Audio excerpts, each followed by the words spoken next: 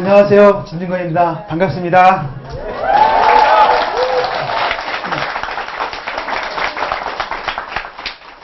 이곳은 상주의 도남선, 그리고 저희가 앉아있는 곳은 정호루라는 곳입니다. 조선시대에는 이곳에서 우리 선조들이 아주 수준 높은 철학적인 담론들, 토론들, 논증들 하셨겠죠. 그런 유서 깊은 자리에 제가 서 있다는 게 영광입니다. 사실 뭐랄까 전통이 끊어졌다는 느낌들이 있죠. 우리 저희 윗대 선배들만 해도 인문학 하시는 분들은 이렇게 난도 좀 치고 한시도 좀 읊고 그러셨는데 저희 세대는 완전히 그 전통이 끊어졌는데요. 그나마 공간적으로나마 뭔가 좀 이어진 것 같아서 다행입니다. 제가 오늘 여러분들한테 가져온 주제는 예술입니다. 제가 전공이 미학이기 때문에 도대체 예술의 눈으로 사회를 보면 어떻게 보일까? 이런 문제죠. 사실 예술이라는 것이 어떻게 보면 사회적으로 아무짝에도 쓸데가 없는 것입니다. 예술가, 여러분 생각해 보세요. 여러분의 자녀가 갑자기 엄마, 아빠 나 예술할래. 그럼 어떡하시겠어요? 아마 아직도 뜯어 말리실 겁니다. 사실 예술이라는 건 어떻게 보면 사회 아무짝에도 쓸데가 없는데도 불구하고 예술은 계속 존속되어 왔습니다. 그렇다면 도대체 예술을 왜 하는 걸까? 이런 의문이 나겠죠. 그래서 그 질문을 찾아가지고 멀리 저 옛날로 거슬러 올라가겠습니다. 사람들이 왜 이미지를 만들었을까요? 우리가 처음 접한 이미지는, 역사적으로 처음 접한 이미지는 아마도 구석시대 때 그 비너스라는 게 있어요. 그러니까 그리스의 그 비너스가 아니라 구석시대 비너스라 그래가지고 빌렌도프의 비너스라고 해서 있죠. 여기 조각상인데, 여성의 조각상인데 가슴이 엄청 크고 엉덩이가 아주 크게 모서된 게 있습니다. 그걸 왜 만들었을까요? 당연히 엉덩이가 크다는 것은 출산이고요. 그 다음에 가슴이 크다면 육아겠죠. 다시 말하면 당시만 해도 종족의 재생산이야말로 가장 중요한 재생산이었기 때문에, 근데 뭐 지금처럼 산부인과가 있었으니까 아무것도 없었잖아요. 사람들이 그런 조각상을 만들면 정말로 현실의 여인들이 더 많은 애를 낳고 또 아이들을 더 잘 잘 기를 수 있을 거라는 믿음이죠. 그런 믿음에서 이미지를 만들었던 거고요. 또 구석시대 하면 떠오르는 이미지들이 있을 겁니다. 바로 알타미라 동굴벽화하고 라스코 동굴벽화예요. 그 안에 보면은 온갖 동물들이 다 그려져 있습니다. 들소부터 사슴, 멧돼지 등등등등. 당시에 유일한 생산은 수렵이었죠. 근데 우리처럼 기술이 있었던 것도 아니고 지식이 있었던 것도 아니고, 이 사람들은, 아니면 우리처럼 지금 우리는 짐승을 목축을 하잖아요. 그런 것도 없었던 시대죠. 그래서 이 사람들은 그걸 그리게 되면 정말 현실에서 더 많은 동물을 발견하고 또 현실에서 더 많은 동물을 잡을 수 있을 거라고 믿어버렸던 겁니다. 이렇게 가상을 통해서 현실의 문제를 해결하는 것, 현실의 문제의 가상적 해결을 추구하는 것, 이걸 흔히 우리는 뭐라 하냐면 매직이라고 하죠. 주술. 그래서 최초의 이미지는 주술을 위한 도구였습니다. 그래서 그럼 아실 겁니다. 매직에는 두 가지 종류가 있어요. 흑마술하고 백마술이 있죠. 백마술은 사람을 이롭게 하는 거예요. 흑마술은 사람을 해치는 거죠. 여러분, 마음에 안 드는 사람 있잖아요. 그럼 그 사람 사진을 구하세요. 바늘로 콕콕콕 찌르고. 그 사람 따라다니면서 머리카락 같은 흘리는 거 잘 챙겨드세요. 라이터로 지진다든지. 이게 주술적 사고방식은 바로 그겁니다. 이 가상이잖아요. 가상과 현실이 인과적으로 연결되어 있는 거예요. 가상의 원인이 현실의 결과를 갖는다는 믿음입니다. 그래서 현실에서 문제를 해결할 수가 없으니까 가상을 만들고, 가상은 내가 만들었잖아요. 그러니까 내가 통제할 수 있죠. 그러니까 가상을 통제하게 되면 그것이 곧 현실에 대한 통제력으로 이어질 거다라는 믿음, 거기서 있는 사람들이 주술이라고 하게 된 거죠. 당시에는 지식도 없고 기술이 없었기 때문에 현실을 통제하는 방법은 그거 하나밖에 없어요. 현실을 객관적으로 통제하는 게 아니라 뭐예요? 주관적으로 통제하는 거죠. 마음속으로. 일종의 정신승리. 근데 그게 실제로 도움이 될까요? 안 될까요? 실질적으로. 실질적으로 큰 도움이 되지 않습니다. 주술을 해봤자 반복적 시행을 통해서도 아무 소용이 없겠다는 걸 깨닫게 되는 사람들이 이제 이거 쓸데없는 거예요. 그런 사람들이 주술을, 이미지를 만들고 그만둘까요? 안 그렇습니다. 사람들은 굉장히 관성이 있어서 하던 짓을 계속하는 버릇이 있어요. 예를 들어가지고 우리가 들판에 벌어놓은 허수아비. 우리는 새를 쫓기 위해서 만든다고 그러는데, 허수아비가 새를 쫓는 것을 본 분은 없을 거예요. 오히려 허수아비는 새들이, 쪼아먹다가 가장 좋은 휴식 장소죠. 그러니까 사실 허수아비를 세워놓으면 참새들한테 편의를 제공하는 겁니다, 이게. 휴게소를 지어주는 거거든요. 근데 왜 그 짓을 하느냐? 사실은 원래는 옛날에는 뭐였냐면 사람들이 왕을 죽였어요. 왕을 죽이다가 왕 대신에 이제 왕의 아들을 죽이기도 하고, 또는 왕의 인형을 만들어서 왕의 인형을 죽이기도 하고. 왜냐면 그때는 왕이 말하는 생장력의 상징이거든요. 왕이 그냥 건강하면 자연도 건강한 거예요. 근데 왕이 조금 이상하잖아요. 왕도 늙잖아요. 그럼 왕을 죽였었어요. 그러다가 이제 왕 죽이는 게 좀 심하니까 이제 아들을 죽인다든지, 아들을 죽이는 거 심하는 거니까, 그 다음에 양을 죽인다든지, 그래서 희생양. 그 다음에 또 다른 편은 아니면은 왕 대신에 왕의 상을 만들어서 그걸 목을 친다든지. 그러니까 옛날에 원래 호사에는 왕의 상이었을 거예요. 그래서 목을 쳐서 그걸 봄에 뿌리게 되면 정말 풍년이 된다. 이런 사고방식이 있거든요. 근데 사람들이 그걸 믿지 않게 됨에도 불구하고 계속 만든 거예요. 그러다 계속 만들다 왜 만들었는지 잊어버린 거죠. 그때 이제 아들이 묻습니다. 아빠 허수아비 왜 만들어? 생각해보면 새 쫓는 게 아닐까? 이렇게 되는 거죠. 사실 사람들은 계속 이미지를 계속 만들었습니다. 그러다 보니까 이미지가 이제 기능 전환을 하게 되는 거예요. 기능 전환을 합니다. 옛날에는 주술적 목적이었는데 사람들이 더 이상 주술 믿지 않게 되는 거죠. 그럼에도 그래서 이미지를 만들었다면 그 이미지가 그 사회 속에서 다른 역할을 한다는 거예요. 그 역할이 변하는 과정을 한번 생각해 보죠. 그리스의 신화 속에 나오는 인물들, 또 신화와 역사 속에 나오는 세 인물을 통해서 한번 추적을 해보죠. 첫 번째 장면은 피그말리온이라는 사람이 있습니다. 우리나라는 왜 단군 왕검이라 그러죠. 정치적 군장이자 동시에 종교적 제사장이죠. 피그말리온도 그런 사람입니다. 동시에 조각가예요.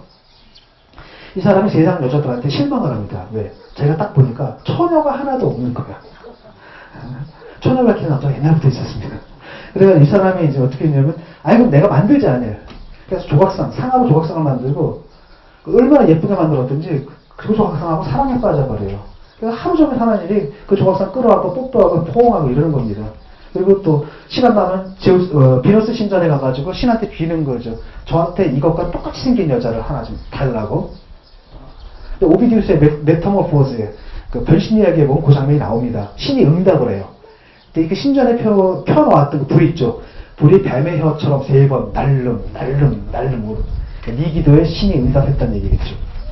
그래서 피그말리온이 또 평소와 다름없이 작업장으로 와가지고 그 조각상을 뽀뽀하는 거예요. 막 포하고 이러고 있는데 갑자기 딱딱했던 조각상이 부드러워지고 그 차가웠던 조각상이 갑자기 따뜻해지면서 사람에 대해서 걸어내려와요. 그게 바로 갈라테아죠. 이 피그말리온은 주술사입니다. 왜? 갈라테아는 원래 조각상이었잖아요. 그 곡상이 바로 뭐가 됐어요? 현실이 됐죠. 사람이 됐죠. 가상이 현실이 됐잖아요. 이게 가상과 현실이 벽이 없는 이 시대가 바로 주술의 시대입니다. 두 번째 신화는 좀 과도기예요. 다에달로스라는 사람이 있습니다. 이 다에달로스는 오늘날로 말하는 건축가, 엔지니어 같은 사람이에요. 그래서 그 유명한 미노아의 미궁을 지은 사람이죠. 미노타우루스 가둬놨던. 근데 그 나라 왕이 이 사람을 잡아두려고 했어요. 그래가지고 다에달로스와 아들을 갖다 그 미궁에다 가둬버리죠. 다에달로스가 어떻게 탈출하느냐. 기술자니까 날개를 하나 만들죠. 그래서 날개를 만들어서 그 날개를 갖다 어깨에 달고 아들과 함께 하늘로 날아가려고 탈출하는 겁니다. 근데 그때 이제 아들한테 얘기를 하죠. 너무 태양금처럼 날지 말아라. 왜냐? 밀랍으로 붙였는데 어깨에 날개를. 너무 태양 가까이 가게 되면 태양이 뜨거우니까 밀랍이 녹아서 위험할 수가 있다. 근데 이카루스가 그 말을 어기고 태양 근처로 갖다 떨어지죠. 그 유명한 이카루스의 추락이라는 겁니다. 근데 이 신화가 의미하는 바가 굉장히 의미심장한 거예요. 왜냐? 날개를 타고 하늘을 난다는 것은 사실은 주술이거든요. 마술이죠. 그런데 또 추락을 해요.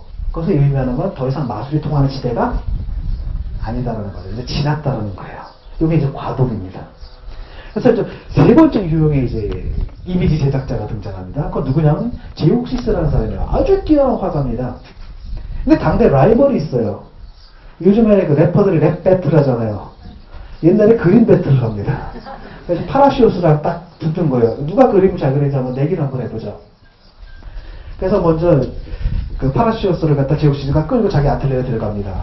커튼이 딱 쳐져 있는 거예요. 그래서 먼저 커튼을 쫙 제치니까 그 안에 그림이 들어있는데 뭐냐면 어떤 소년이 포도농쿨 옆에 있는 그림이 있어요.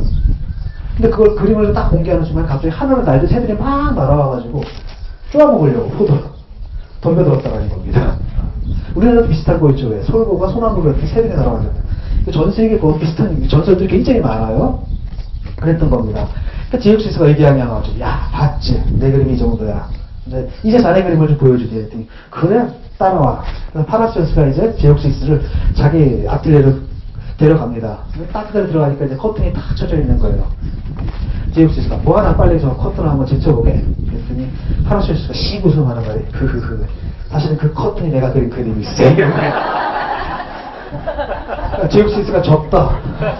하는 얘기가 나는 새의 눈을 속였지만 너는 새의 눈을 속인 예술가의 눈을 속였기 때문에 내가 졌다. 이거죠. 근데 이거는 뭐냐면 이게 바로 오늘날 우리가 말하는 예술이에요. 완전히 예술이 된 겁니다. 왜? 이거 눈속임이잖아요. 또 포도 먹을 수 있어요? 없어요? 못 먹습니다. 그 커튼 제칠 수 있어요? 없어요? 못 제칩니다. 이건 가상이에요. 그러니까 제임스에서 파라시오스 이 얘기에서는 가상과 실이 확실하게 분리가 된 겁니다. 이게 바로 예술, 오늘날 우리가 말하는 예술이죠. 그래서 사람들이 이제 감상을 하기 위해서 예술을 하게 된 겁니다. 이런 예를 한번 들어볼게요.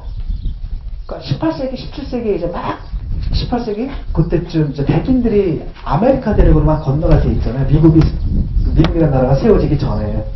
처음에는 백인들이 이제 몇 사람들이 가니까 인디언들이 이렇게 백인들을 배척하지 않았다는 겁니다. 뭐 이상한 애들이 왔네? 몇 명이 온 거예요. 근데 애들이 어리버리하죠. 처음 왔으니까. 여기 동물도 모르고 식물도 모르고 그러니까 사냥하는 법도 가르쳐주고 농사짓는 법도 가르쳐주고 이렇게 도란도란 이렇게 백인 마을하고 인디언 마을이 사이좋게 잘 살았대요. 근데 가끔가다 이제 충돌이 날 수가 있습니다. 문화 충돌이.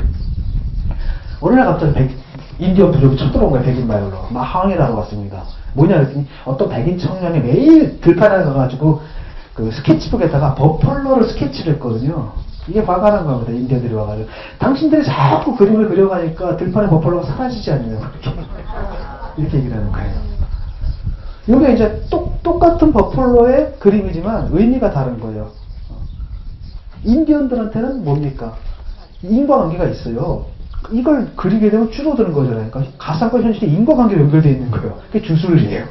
한마디로 주술적 이미지죠. 하지만 백인들은 뭡니까? 백인 청년이 그걸 그린 건 뭐예요? 그냥 우리가 즐기기 위해서 그린 거잖아요. 내가 이 그림을 그린다고 들판의 들소가 줄어들거나 늘어나진 않잖아요. 그렇죠?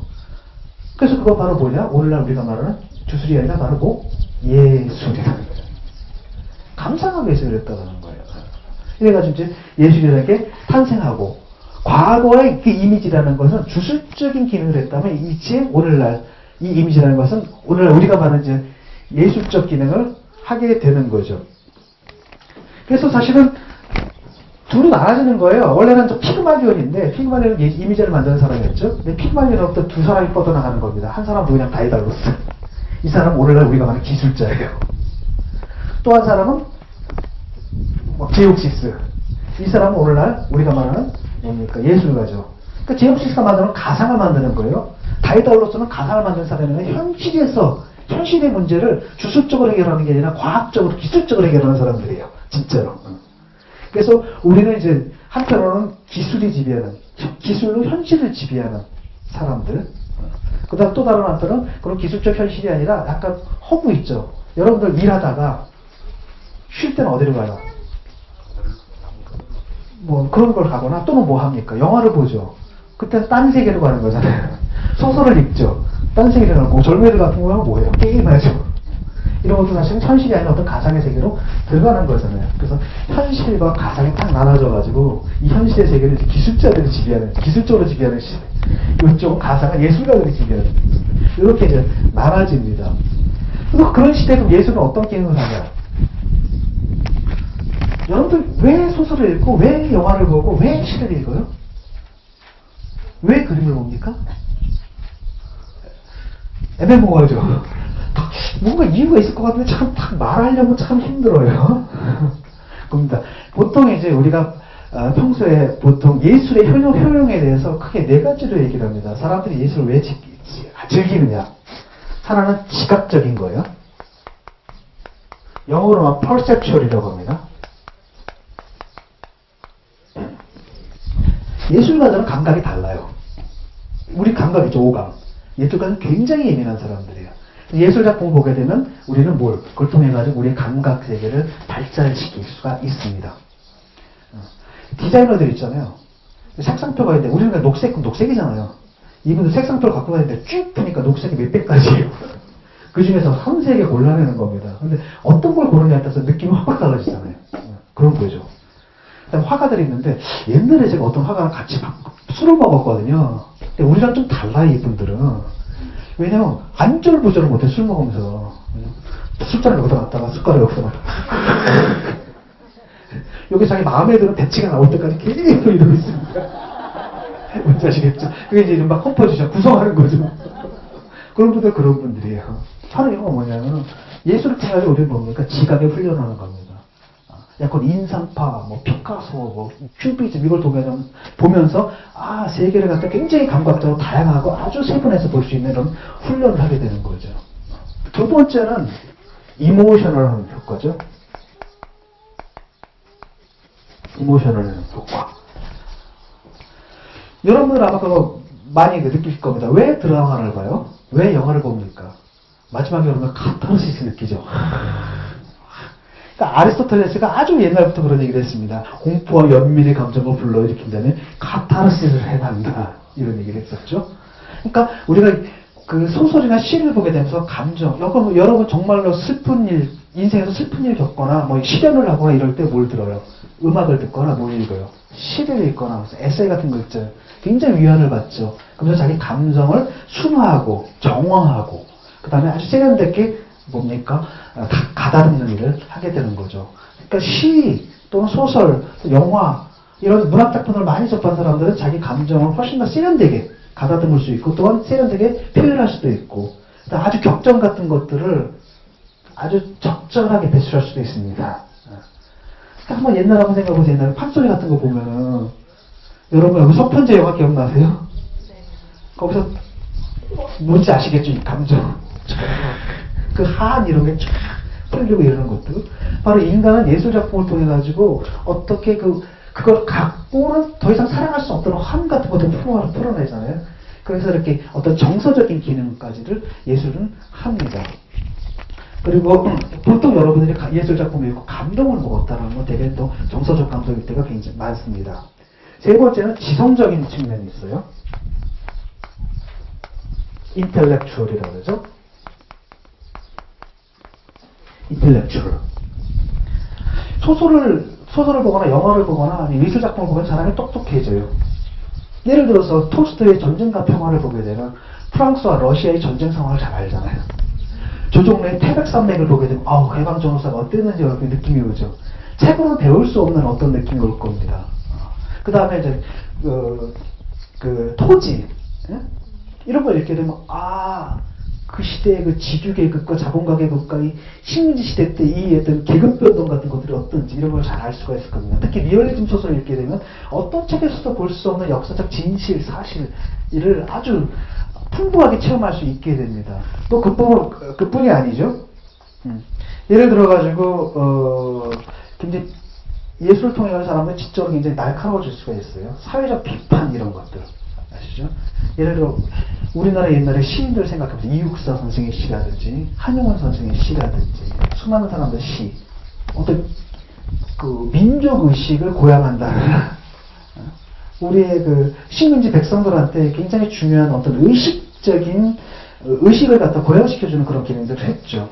그리고 뭐 아큐정전 같은 경우에 중국 사람들 거기 뭐 민중의 어리석음 같은 게 정말 정확하게 묘사가 되잖아요. 바로 그런 식으로 예술이라는 것은 우리의 머리를 깨우쳐가지고 똑똑하게 만들어주는 측면이 있습니다. 또는 때로 예술은 좀 과격해가지고 지적 자극과 충격을 줘요. 20세기 최고의 예술작품이 뭔지 아세요? 미술작품이? 피카소?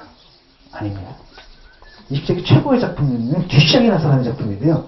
뭐냐면 변기예요. 그러니까 장바닥에서 변기를 써다가 사인 한 겁니다. 자기 이름 사인도 아니고 변기 제조회사 이름 비슷하게 리차드 위어트 사인을 했는데 그게 20세기 최고의 작품이거든요. 우리가 딱 보면 저거 완전 장난 아니에요. 뭐 하는 짓이냐? 화를 낼 수도 있는데 잘 생각해보면 이분이 굉장히 큰 역할을 한 겁니다. 즉 예술의 정의 자체를 바꿔버린 거예요. 그래서 어떻게 보면 예술가들은 미친 짓을 하는데 이 사람들이 미친 짓 하는 게 그냥 미친 짓 하는 게 아니라 우리를 하여금 우리는 항상 고정관념을 갖고 있잖아요. 고정관념을 깨서 사물을 완전히 다른 눈으로 바라보게끔 해주는 겁니다. 그래서 예술가들은 지적 자극과 충격을 주는 역할을 합니다. 그래서 예술작품에서 우리를 접하게 되면 우리가 고정관념에서 해방돼가지고 사물을 늘 새로운 눈으로 볼 수 있게끔 그런 자극을 받게 되는 거죠. 또 다른 한편으로는 이제 마지막으로는 아마 이거 굉장히 아마 최고의 경지일 수도 있을 겁니다. 그건 바로 뭐냐면 영적인 기능을 해요. 스피리추얼. 영적인 기능. 이거 거의 뭐 종교적 체험 비슷한 거예요. 여러분들 중세 고딕 성당에 한번 탁 들어가 보세요. 스테인드 글라스로 빛이 쫙 내려오죠? 그게 마치 뭐냐면 우리가 죽어서 가게 될 천국의 빛 같아요. 강가다가 저 위에서 또 성가대가 노래를 부르죠? 근데 성가대석이 위에 있기 때문에 하늘에서 이렇게 내려와요, 노래가. 이런 거라든지. 아니면 여러분, 미켈란젤로의 피에타상 있죠?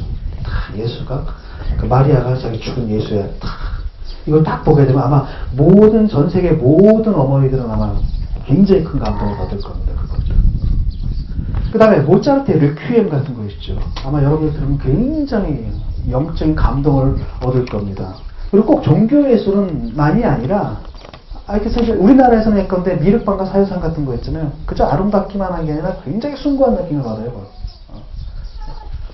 그런 게 있고요. 꼭 종교 예술이 아니다 하더라도 그 영적인 울림을 느낄 때가 있습니다. 저 같은 경우에는 괴테의 파우스트 같은 거거든요.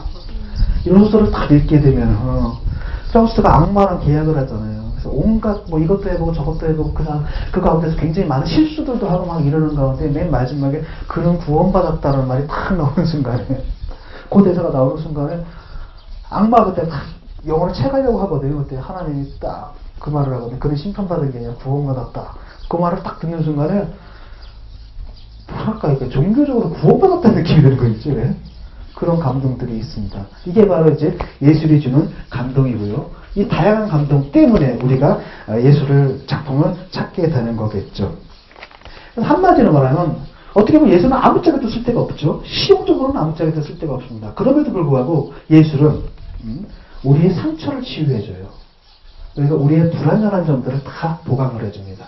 우리의 불완전한 감각을 예리하게 만들어주고 우리의 불완전한 정서를 안정화시켜주고 순화시켜주고 정화시켜주고 우리의 모자란 지성을 우리의 고정관념에 사로잡혀 있는 우리의 머리를 일깨워주고 그 다음에 세속에 찌들어져 있는 우리한테 가끔가다는 굉장히 영혼의 울림, 영혼의 감동을 선사하기도 하고 이런 방식으로 해서 우리의 상처를 치유하고 또 다른 한편은 우리의 불완전한 점들, 여러 가지 불완전한 점들을 보완해서 우리를 완전한 존재가 되게끔 이끌어주는 것. 그것이 바로 예술이라고 할 수가 있습니다. 그래서 실용성에서 벗어난 자기 고유한 미적인 왕국, 예술이라고 하는 어떤 가상의 왕국 내에 있지만은 그 왕국 내에서도 예술은 우리한테 이런 역할을 우리의 존재를 완성시켜주는 역할을 한다고 할 수가 있습니다. 자, 좀 더 나가보죠. 그러다가 최근에 또다시 좀 전에 우리 그랬잖아요. 기술이 지배하는 현실이 있고요. 예술이 지배하는 가상의 세계가 있는 거잖아요. 분리가 돼 있었죠. 근데 최근에 들어오게 되면 예술과 기술이 또 하나가 되는 거예요. 쉽게 말하면 다이달로스하고 아까 뭐 제우시스 있죠. 이 사람이 하나로 합쳐져요. 최근 기술과 예술이 다시 합류하는 경향이 다시 벌어지고 있습니다. 미술사적으로는 20세기부터 이제 그런 현상이 있는데 첫 번째 방향은 그겁니다. 사물이 예술이 되는 경향이 있어요. 그게 누구냐면 앤디 오홀 또는 듀샹 같은 사람이에요. 듀샹 변기 갖고 왔잖아요. 이 사람은 그러니까 그 자전거 바퀴. 그러니까 일상 사물이 예술 작품이 되어버려요. 이 사람은 예술가가 선언하면 예술가가 고르는 모든 것은 다 예술 작품이 될 수 있다라는 거 이렇게 믿었거든요. 그다음에 앤디 오홀도 사실 뭐예요? 그 마릴린 먼로 이거 회화가 아니거든요. 마릴린 먼로를 데려다 놓고 마릴린 먼로의 초상을 그린 게 아닙니다. 마릴린 먼로가 찍힌 사진을 갖다 놓고 실크 스크린 뜬 거거든요. 실크 스크린이라는 게 쉽게 말하면 우리 속된 말로 내지 광고 찌라시라고 하죠. 찌라시 찍는 기술이에요. 그것도 지가 직접 그린 거 아닙니다. 이 사람 뭐라 그러십니까? 나는 그림 같은 거 내가 직접 그린 사람 아니야. 애들 시켜. 이런 거잖아요. 그렇기 때문에 아틀리에가 아니라 팩토리. 공정 생산하듯이 한 거예요. 근데 그런 것들 다 오늘날 다 예술 작품이 되는 거죠. 제가 일상이 예술이 되는 경향이 있고 또 다른 한편에 예술이 바깥으로 나가서 일상이 되는 경향이 있습니다. 그건 바로 뭐냐? 산업 디자인이라는 거예요. 여러분 바우하우스라는 말 들어보셨죠? 바우하우스라는 게 있었고요. 그 다음에 몬드리안 있죠? 왜? 데슈테일이라는 그룹이 있었고요. 그다음 러시아에서는 구축주의자라는 사람들이 있었습니다. 이 사람들은 뭐냐? 예술이 왜 가상의 영역에 머물러야 돼? 아니야. 우리 예술을 가지고 현실로 들어가야 돼. 그래서 현실 속에서 실현을 해야 돼. 이렇게 있습니다. 그래서 그게 오늘날 이제 굉장히 자본주의적 방식으로 실현됐죠. 산업 디자인이 된 겁니다. 그래서 오늘날 모든 물건들이 너무너무 예뻐요. 그렇죠.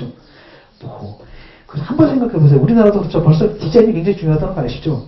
20년 전에 아마 어느 기업의 광고 생각날 겁니다. 탱크주의. 역시 우리 물건은 든든합니다. 오늘날 우리가 딱 들으면 굉장히 무지막지하게 들리죠. 그만큼 이제 확 세계가 이제 세상에 바뀌어 버린 겁니다. 그래서 이미 미술사에서는 이런 식으로 일상사물이 예술 작품이 되는 한편으로는, 그 다음에 또 다른 한편으로는, 그러니까 예술이 바깥으로 나가가지고 일상의 산물이 되려고 하는 이런 흐름들이 있어가지고 전체적으로 현실이 유미화라는 게 20세기부터 이미 있었습니다. 그러다 최근에 들어와가지고는 디지털 시대잖아요. 이게 더 심해졌습니다. 그래서 디지털 시대는 앞에 존재했던 두 시대의 종합이에요. 생각해보세요. 선사시대 때는 사람들이 주술적 상상력을 갖고 있었죠. 상상력이라는 건 가상과 현실의 경계를 뛰어넘는 능력이에요. 근데 그게 바로 주술이었죠. 주술적 상상력을 갖고 있다가 주술이 소용없다는 걸 깨닫게 된 다음에 사람들은 뭘 개발했냐면 문제를 가상적으로 해결하는 게 아니라 현실적으로 해결해야 돼. 똑똑하게. 과학을 발전시키고 기술을 발전시켜야 돼요. 그래서 우리가 갖게 된 게 기술적 이성을 갖게 된 겁니다. 응? 기술적 이성을 갖게 됐죠. 그래서 현실을 갖다가 주술로 해결하는 게 아니라 과학과 기술로 해결하는 거예요, 우리는.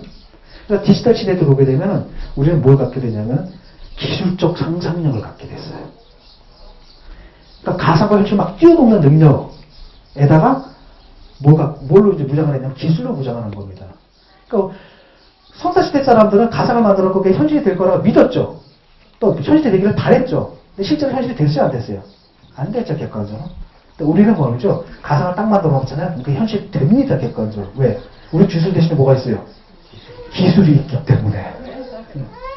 그러니까 옛날에는 그렇습니다. 옛날에는 이미 있는 현실을 갖다가 뜯어고치는 게 중요했다면 이제는 뭐가 아니면 아직 없는 현실을 꿈꾸는 능력이 굉장히 중요해요. 상상력이. 아직 없는 걸 꿈꾼 다음에 기술로 현실로 만들어버리는 거예요. 실현시켜버리는 거예요. 그 기술적 상상력이고 그게 디지털 시대죠. 그러니까 디지털 시대가 어떻게 보면 상당히 마술의 시대랑 상당히 비슷한 측면이 있어요. 왜? 상상력이 더 중요한 시대거든요. 상상력이 훨씬 더 중요한 시대입니다. 생각해보세요. 우리 선사시대 때 사람들의 감정이 뭐였는가 한번 생각해보세요. 선사시대 사람들은 세상의 모든 것에 다 영원히 깃들었다고 믿었어요. 그렇죠? 그거 뭐라 그래요? 애니미즘이라 그러죠. 그 다음에 우리나라는 아직도 있죠? 무당들. 샤머니즘이죠. 일본의 신도가 샤머니즘이에요. 그러니까 오늘날 그 TV 드라마를 봤더니 이거 우리나라에서 건너간 거잖아요. 그래가지고 일본 사람들은 몰라요. 그 신도의 뭡니까? 그 사제가 주문을 외우는데 우리나라 사람들 다 알거든. 일본 사람도 몰라요. 뭐라 그러냐면 아지메 오시게 그래요. 이 아줌마가 옛날에 굉장히 높은 여인의 존칭이었잖아요. 그러니까 여신을 이제 모시는 거죠. 초건하는 거죠. 우리나라는 이런 걸 몰라봤죠. 그 샤머니즘 같은 것도 이게 있었죠. 또 다른 한편은 우리나라 사람들은 다 누구 새끼입니까? 곰 새끼잖아요. 토테미즘이라 그러잖아요. 이런 것들이 오늘 가능합니다. 그게 오늘 기술적 현실이 되는 거예요. 한번 생각해 보세요. 먼저 애니미즘. 요즘 건물이 살아있죠. 물건이랑 말을 해요. 짜증나게. 그래서 냉장고가 막 말을 하고 내가 딱 들은 건물이 나를 보고 다 알아서 문 열어주고 인텔리전스 빌딩을 해줘. 아니 건물이 무슨 인텔리전스 지능을 갖고 있어요. 그래서 요즘 나오는 게 IoT 있죠. 인터넷 오브 띵스. 사물 인터넷. 실제로 뭐냐면 지금 사람과 사람, 여러분들끼리 주고받는 정보량보다 기계와 기계 사이에 주고받는 정보량이 더 많다는 거예요. 그러니까 자동차가 막 사람 없이 운전하잖아요. 또 다른 자동차가 막 정보를 주고받는 거. 다 서로 움직이는 거잖아요. 애니미즘이거든요. 근데 이게 뭡니까? 믿음이 아니라 기술이에요. 실제로 그래요. 그렇죠. 그러니까 이게 애니미즘이라는 게 오늘 기술적 현실이 된 겁니다. 그 다음에 샤머니즘. 샤머니즘이라는 게 뭡니까? 죽은 자의 혼을 부르는 거잖아요. 요즘은 있죠. 요즘 회의를 하면은 이렇게 홀로그램이 나타나요. 이렇게. 요즘 연예인들 있죠. 홀로그램 쇼를 하는데 엄청나다더라고요. 그 중국 관광객들이 그 입장을 몇만 원씩 내고 그걸 보러 가는데. 해상도가 그렇게 높다 그러더라고요. 그러니까 미국에 있는 사람이 사우디아라비아에 있는 회의에 딱 나타나는 거 홀로그램으로 나타나겠더라고. 또 다른 한편 샤먼들은, 옛날 샤먼들은 뭡니까? 영적 세계로 여행을 떠나게 됐어요. 황홀경 상태에서. 요즘 젊은이들 그거 하잖아요. 다. 게임할 때 다 어디로 가요? 또 다른 세계로 다 떠나잖아요. 디지털 샤머니즘이에요. 토테미즘. 유전자를 딱 검사를 해보니까 인간과 동물 사이는 질적 차이가 있는 게 아니라는 겁니다. 굉장히, 뭐랄까, 초파리랑과 70%가 같을 거예요, DNA가. 그 다음에, 뭡니까, 침팬지랑은 인간의 유전자 97%가 비슷하대요. 그래서 언젠가 한번 정우성, 뭡니까, 윤종신 씨가, 자기가 정우성 씨 닮았다고 주장하는 분이잖아요, 이분이. 나랑 또 닮고, 그래서 나한테 도전장을 냈는데, 자기랑 이렇게 이거 싱크로율을 갖다 계산하는 프로그램이 있나 봐요. 그래서 정우성하고 윤종신을 딱 놨더니 닮은 게 95%가 나왔다는 거예요. 그래서 내가 이제 뭐라고 대꾸했냐면, 사실 침팬지하고 인간도 97% 닮았습니다. 이제 이렇게 대꾸했죠. 어쨌든, 근데 실제로 뭐냐면, 인간의 유전자를 가진 쥐나 인간의 유전자를 가진 돼지들이 있잖아요. 왜? 우리가 장기 이식할 때 거부 반응을 없애기 위해서 실제로 이식장기를 가진 짐승한테 인간의 DNA를 넣거든요. 이런 것들 보게 되면 토테미즘이라는 것도 기술적인 hit이 되는 거예요, 어떻게 보면. 그래서 사실은, 선사시대 때는 그냥 주관적으로 믿음에 불과했던 게, 오늘날은 뭐로 가능한 겁니까? 기술을 통해서 현실로 정말로 가능하다는 겁니다. 그래서 그게 더 중요한 거예요. 이제는 뭡니까? 이미 있는 현실을 인식하고 그걸 바꾸는 능력, 공부 잘하고 똑똑한 거, 이것도 물론 중요해요. 영원히 좋아할 겁니다. 근데 그보다 더 중요한 건 바로 뭐예요? 아직 없는 것을 꿈꾸는 능력이에요. 그게 상상력이죠. 상상력이 풍부해지는 겁니다. 그런 시대가 돼버렸어요. 아마 여러분 그런 얘기 많이 들었을 겁니다. 이미 아주 오래전부터 블루오션이니 레드오션이 이런 얘기 있죠. 그게 바로 그 얘기예요. 블루오션은 뭡니까? 레드오션은 뭡니까? 레드오션은 이미 있는 욕망을 누가 싼 값에 만족시켜주느냐 이거 가지고 경쟁하는 거예요. 근데 레드오션은 블루오션은 뭐냐면 아직 없는 욕망을 누가 생각해내는 거예요. 그래서 이미 예술이다라는 게 오늘날은 경제학 비슷해지고 있어요. 현실과 예술 경기가 사라지다 보니까 한번 생각해 봅시다. 오늘날 여러분 제품 살 때 뭘 봐요? 기능을 봐요? 아니면 디자인을 봐요? 둘 다 보는데 아직 핵심적인 건 뭐예요? 디자인부터 보잖아요. 사실은 디지털 시대하고 지금의 정보혁명 시대잖아요. 그 다음 산업혁명 시대하고 인터페이스 디자인이 달라요. 인터페이스 디자인의 원리라는 건 뭐냐면, 인터페이스라는 건 뭐냐면 기계와 인간이 만나는 접점이 다 인터페이스예요. 여러분 컴퓨터는 자판 있죠? 마우스, 모니터, 이게 다 인터페이스고, 운전하면 운전대 있죠. 제가 비행기 조종할 때 조종석 있죠. 칵핏. 이게 다 인터페이스입니다. 산업혁명 때는 뭐냐면 기능, 기술, 이게 우위거든요. 일단 기계부터 만들어놔요. 그러니까 인간을 거기다 뜯어 맞춰요. 그러니까 인간이 뭐냐면 기계처럼 변합니다. 여러분 찰리 채플린의 모던 타임즈라는 영화 보셨죠? 찰리 채플린이 하루 종일 뭐만 해요? 기계적으로 밥 먹는 것만 하죠. 나중에 그냥 보기만 하면 무조건 다 이러려고 들잖아요. 그게 바로 산업혁명의 디자인의 원리입니다. 그런데 정보혁명이 되자면은 디지털 시대는 그게 아니라 인간이 상수예요. 인간을 가운데 놓고 거기다 몽땅 뭘 뜯어 맞춰야 돼요? 기술을 뜯어 맞춰야 되는 겁니다. 한번 컴퓨터를 한번 생각해요. 옛날에 도스 때, 기억나시죠? 도스 때. 도스, 컴퓨터 화면에다가, 뭐예요? 대각선 하나 긋는 것도 굉장히 힘든 일이죠. 이게 기계에 인간이 맞춰 들어가야 되는 거예요. 얼마나 짜증납니까? 근데 요즘은 어때요, 그냥? 터치패드에다가 쓱 그리면, 그냥 딱 나오죠? 딱 누르면 그냥 프린트 되잖아요. 여러분 디지털 가상인데도 완전히 인간 아날로그 사물처럼 살 거예요. 전자책 읽을 때 어떻게 넘겨요, 책장. 이렇게 해가지고. 친구자 스통이고 쓱 하고 종이 넘어간 소리 들리고. 그 다음 뭡니까? 밀어서 잠금해야 돼. 쓱 하면 넓어졌다가 이렇게 당기면 또 쭈그러졌다. 이렇게 하면 넘어가고 등등등등. 인간에 맞춰야 되는 겁니다. 그렇기 때문에 기술만 갖고 되는 문제가 아니라는 거예요. 그래서 요즘 융합 얘기가 바로 그거예요. 융합이라는 게 결국 기술과 한편으로 인문학과 한편으로 예술이 융합이 돼야 되는 거잖아요. 그러니까 기술을 개발한다고 해서 인간에 대한 이해가 있어야 되는 거예요.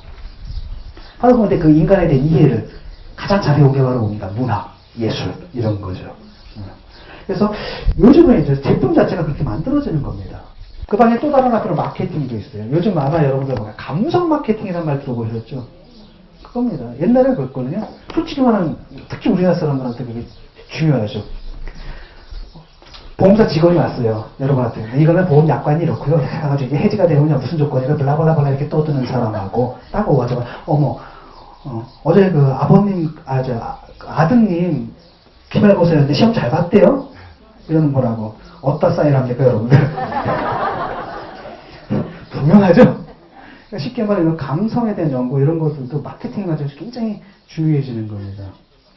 그래서 또 최근에 뭐가 있냐면, 이렇게, 게이미피케이션이라는 게 있어요.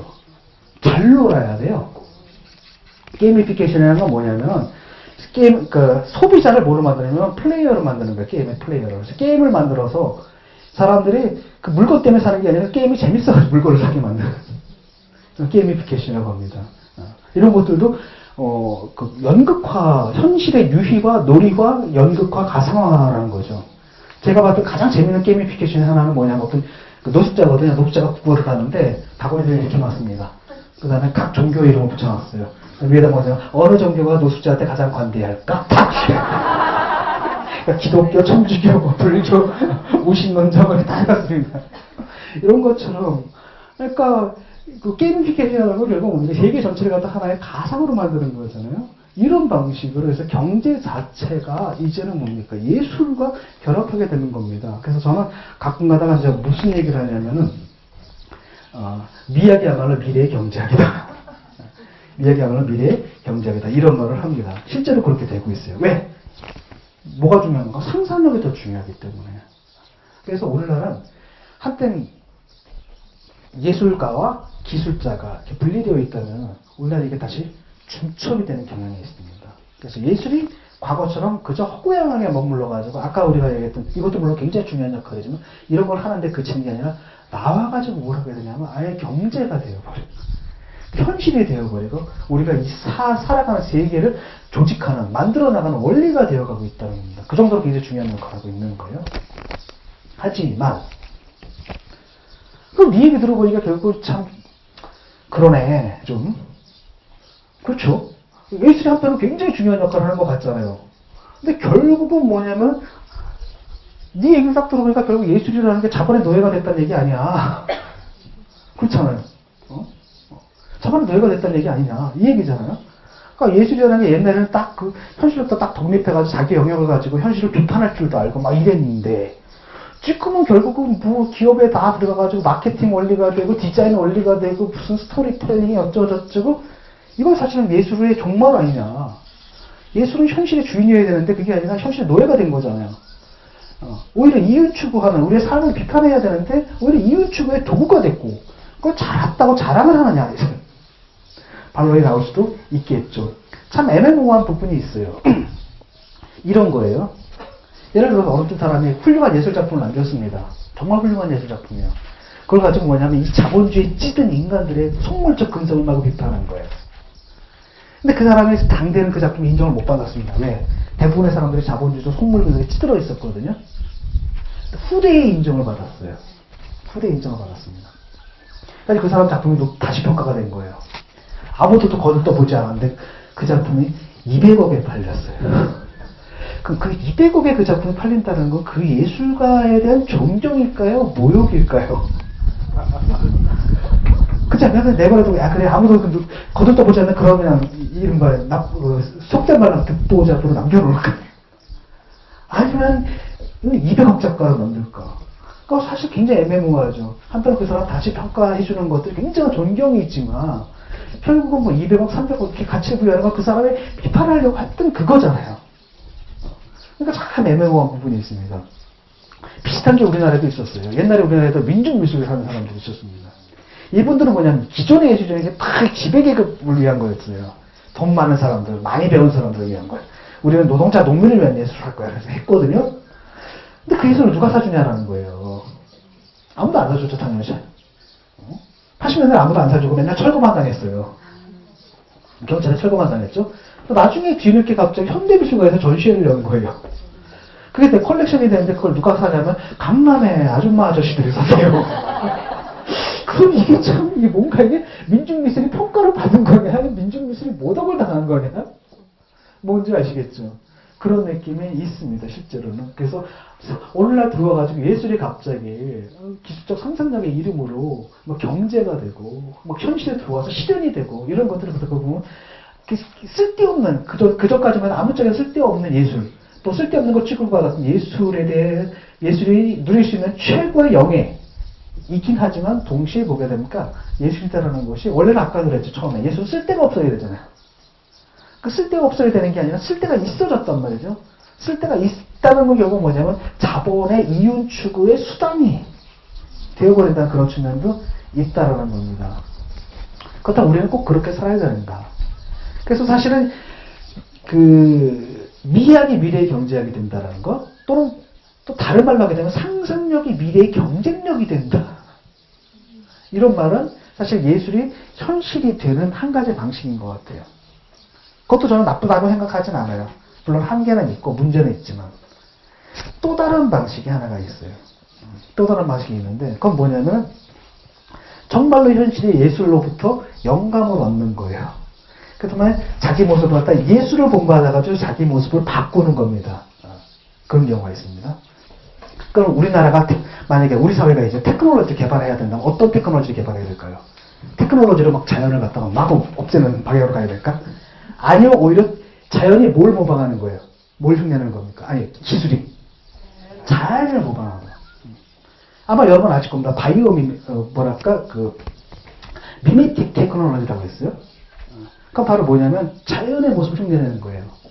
예를 들어서 후라이팬인데 표면을 갖다가 왜 여러분 그 나뭇잎 있죠? 나뭇잎에 보면 오돌토돌하잖아요. 그렇게 처리를 하잖아요.